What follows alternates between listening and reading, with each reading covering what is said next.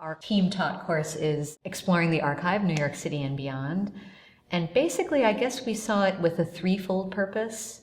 It's an introduction to methods of archival work. It's also a practicum, an actual research-oriented class, a skills class. And we like to think of it as a manual for how students can own the process of discovery. So often students are asked to perform research in classes, look up secondary materials and write a coherent essay. But this is going to ask them to do something quite different and possibly to look at things that have not yet been looked at. So we love the idea of showing them and teaching them how to use these primary documents. Mm-hmm. Yeah, I think there's a bit of demystification of original materials. We want them to become familiar and comfortable working with historical materials because there is a lot of wow factor the first time you get to handle something that's really old. And we certainly want them to enjoy that. We want to then get them to the next step, which is, okay, this is a real research item. Now, what am I going to do with that? Still to be reverential to the object so that it's around for another 500 years, but to realize, I can be very, very critical about this once the it's old factor sort of wears off. Mm-hmm. They're not used to working with primary documents these days because the digital age has made other types of information so much more accessible. So there is a certain amount of training that must be done in order to learn how to work with these documents again. And I guess we're seeking to do that. Absolutely. You have to, as a researcher, you have to engage with the physical object within your own hands, because research is not just about text, it's about text. And objects as embodied practice are something that I'm very interested in. How does the text interact with your body? And especially when you're looking at historical materials, how did it in its time function as a cultural artifact? And so that's something that we'll be investigating with them. We did the work with medieval manuscripts. It was interesting to show them actual practice. So, there are prickings down along the sides so that you keep all your lines straight.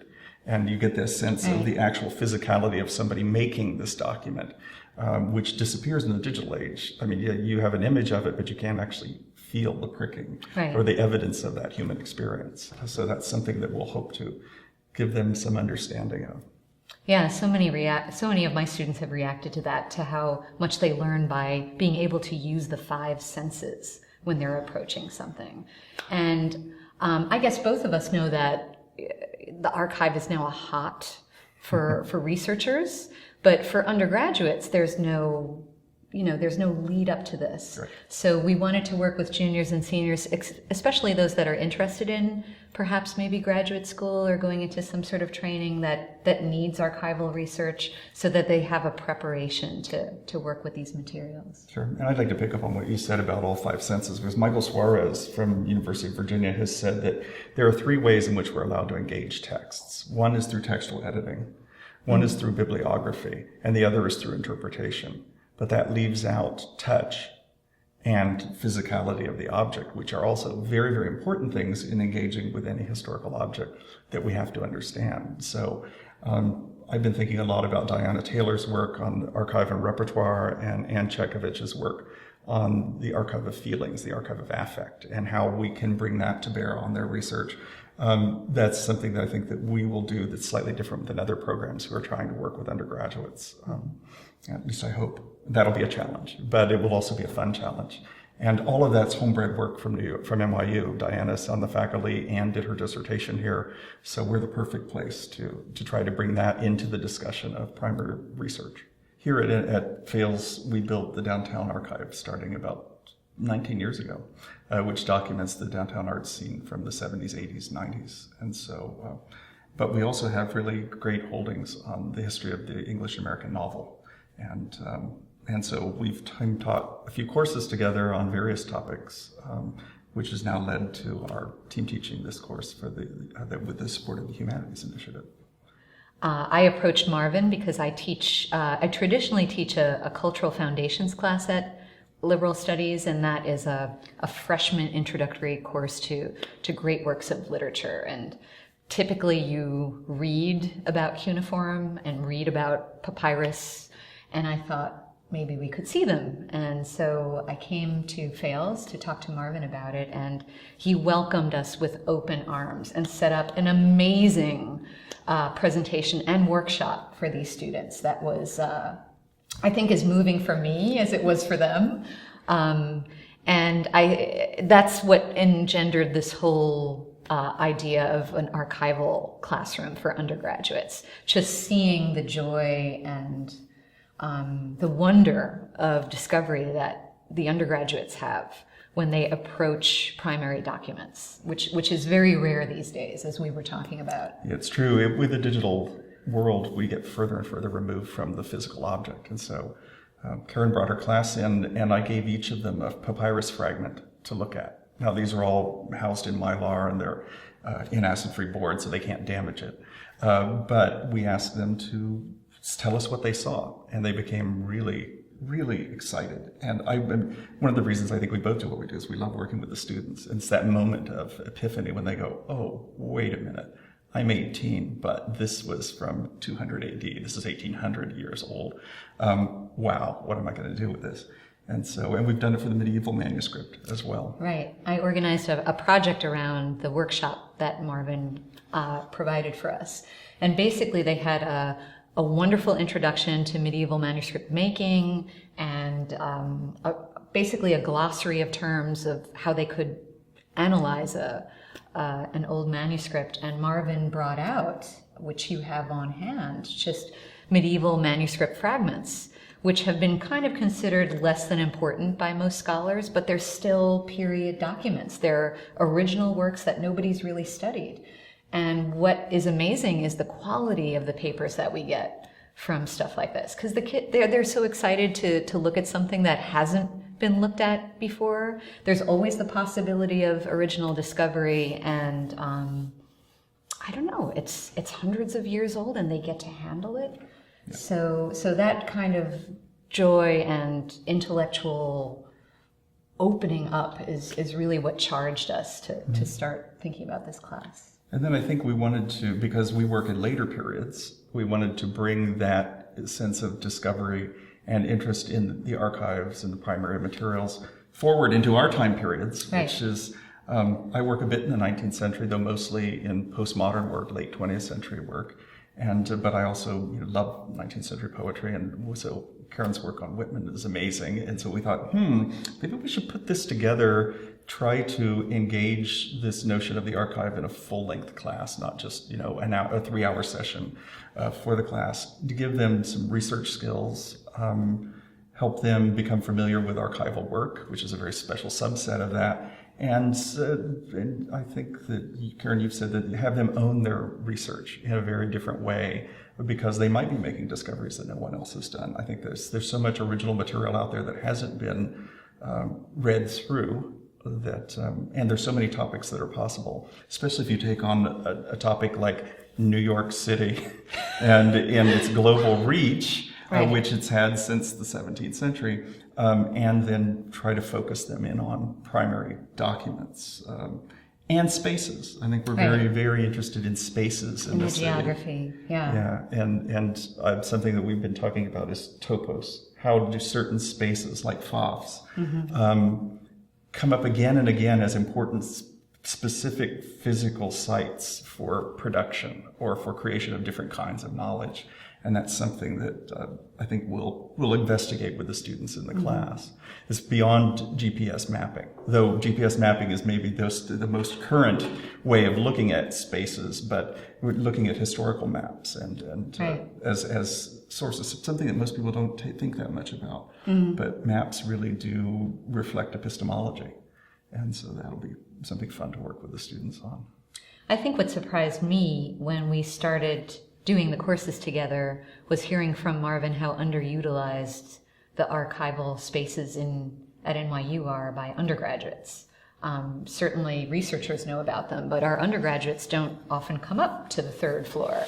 So one of the exciting things is to introduce them to the archive here and to get people working in the underutilized NYU archive. So that's a big part of our plan.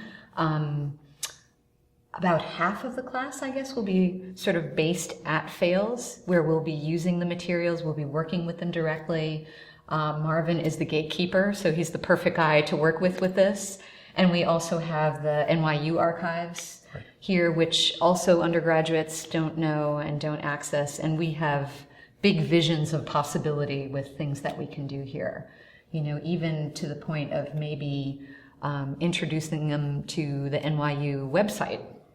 Just if they're working on New York stuff and they find really interesting documents or images, to kind of like get them out there. So we're thinking much larger than the classroom in many ways with this class. And to a certain extent, I think some of the class will be dictated by interests of people within the class. We'll tailor it in that way because we have the flexibility. We have our methodologies sort of in mind, what we want to do in terms of things we want them to come away with as very concrete skills. But then each student will probably work on their own area of interest. It's unlimited possibilities. Well, and that's actually a huge challenge for us. I think in some ways we have to plan as the class takes shape, because we want to make sure that the students in the class, I think we're limiting it to 15 students, so it'll be a small seminar, but that each of them gets personal attention and that we go to archives outside of NYU that actually are interesting and important to their projects. So these are juniors and seniors at NYU that already have probably a project in mind, whether that's a senior thesis, an honors thesis, maybe they're headed towards grad school. But we're kind of determined to not just have fun, we will do that anyway, but we want to make the class really useful for people who are engaged in the archive or just like wanting to find out more about the archive. Because it is part practicum as well. Right, because the other half of the class will be out in the field. We're planning to bring them to a variety of New York archives, and built into the class is also a trip to a faraway archive, because Marvin and I figured so much research is done on short trip, to learn how to manage your time, to learn how to find what you need and what is useful very quickly is important. So we're looking at, we talked about the Beinecke or Library of Congress, but we're planning to do that too. And I think a challenge for us is figuring out where we should take them. There's hundreds of options. Yeah, I mean, we're blessed. So, it's an embarrassment of riches how many archives there are within the tri-state area, and to find the one that would cover everyone's interests. And because you could do a lot of research and never leave Manhattan, but you do need to figure out how to do a short-term trip, and how not to get lost in the archive, because there's so much material. Well, first, how do you come up with your idea? Then how do you go out and find the material in the archive that doesn't support your idea, but that engages your idea? Because often I think students come in with an idea, they're going to find materials in the archive that support it, and they're going to write the paper. That doesn't work with archival material. It's a much, much sloppier and more interesting and process, and you have to deal with a lot of chaos.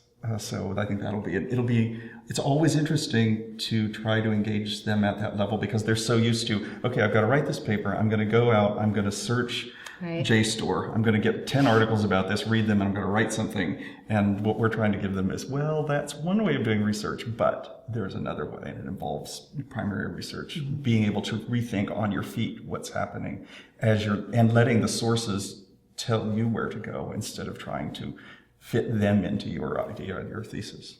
And another difficult thing, I think, for those of us who love research, like both of us, is making the next step towards actually writing the project. So, in addition to sort of like learning how to do the research, is learning when to stop researching and when to actually move on to gathering it and making it a coherent project, because all of them do have projects in mind.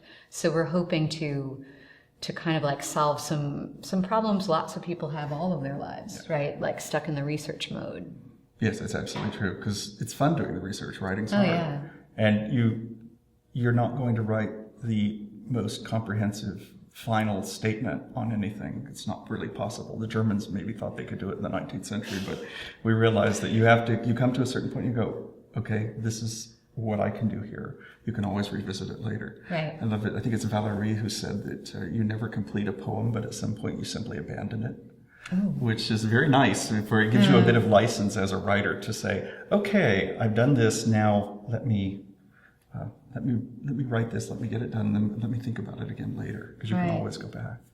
As for the future of this project, I guess, first of all, we hope this goes well. And if it does, we would love to offer it again. And we actually have talked a little bit about maybe branching out and making it a consortium approach, with different universities involved, which would open up resources, both staff and materials. So, we're thinking big. Sure, and there's a lot of interest at other institutions. NYU and Columbia in particular have put together a graduate student research group that does visit other collections and does joint projects. So there are already some models for collaboration there, but it would be interesting to bring it to the undergraduate level. Undergraduate level, in different institutions. Well, certainly we'd like to thank the Humanities Initiative for the opportunity to work together on this. It is such a treat to team teach, it's really especially across departments. I've done some team teaching before, and it always brings so much to my own experience and learning. So truly, from that perspective, I feel privileged to work with Marvin. Well, absolutely, it's going to be wonderful, and I think the students are going to get a lot out of it as well.